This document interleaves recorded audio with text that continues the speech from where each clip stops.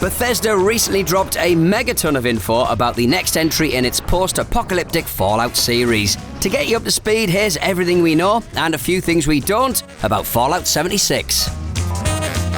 Developed by Bethesda Game Studios and directed once more by Todd Howard, director on both Fallout 3 and 4 and Skyrim. The game begins on Reclamation Day 2102, 25 years after nuclear detonation brought global resource wars to an abrupt end. That makes it the earliest Fallout title in the series timeline, a prequel that predates the events of Fallout 4 by 185 years and the original Fallout by almost 60 years.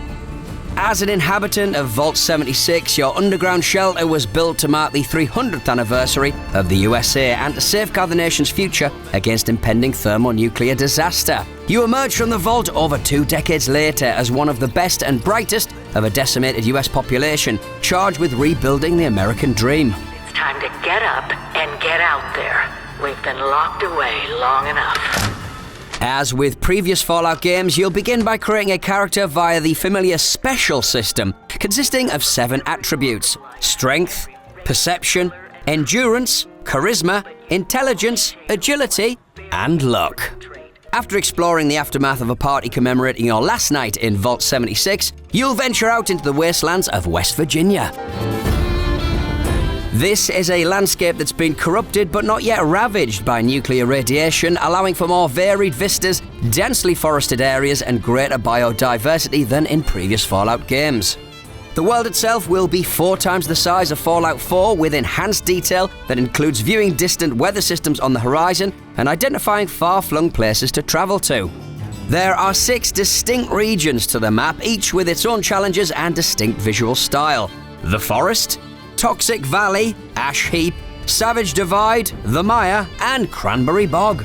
Spread across these regions are hundreds of individual locations, a faction of gun-toting ghouls called the Scorched, and all new Fallout creatures. These exotic additions include the Grafton Monster from real-life West Virginia folklore, alongside the Scorch Beast, diseased Mega Sloth, glowing Snallygaster, and more. You'll have a number of options when taking the fight to these fearsome foes. You can rely on your sharpshooter skills, or utilize the real-time version of VATS, an evolution of the Vault-Tec-assisted targeting system introduced in Fallout 3. But if the thought of the prodigious wasteland wildlife is still too much to bear, fear not.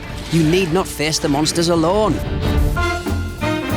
Fallout 76 has been developed as an online, open-world experience featuring what Bethesda terms as softcore survival elements. Exposure to radiation can lead to dynamic mutations which act as double-edged character traits, but death here doesn't mean the loss of your character or leveling progression. Instead, you'll be able to team up with others in 4-person squads to make persistent progress across dedicated servers. Every human survivor you encounter will be another player, but player counts per server will number in the dozens rather than the hundreds. This isn't an MMO, after all. Fully cooperative play will be an option, including crafting and trading, as well as less friendly pursuits. You can play solo, though still online, and forge your own path to complete quests. There will also be cosmetic-only microtransactions with which to outfit your player or group. Those who do band together can use the Construction and Assembly Mobile Platform, or CAMP, to build bases. In an evolution of the construction setup found in Fallout 4, players will be able to pack up their camp and move it to other parts of the map. Originally revealed in NoClip's Making Of documentary, upgradable perk cards earned by leveling up help define loose roles within your group, enabling each member to contribute more efficiently to the squad's overall progress. These cards can be swapped in and out depending on the task at hand and on your group's current objectives. Exactly how quests are structured for multiplayer squads is currently unclear. However, Bethesda has announced there will be points of interest that will naturally attract players and have the potential to create dynamic gameplay moments.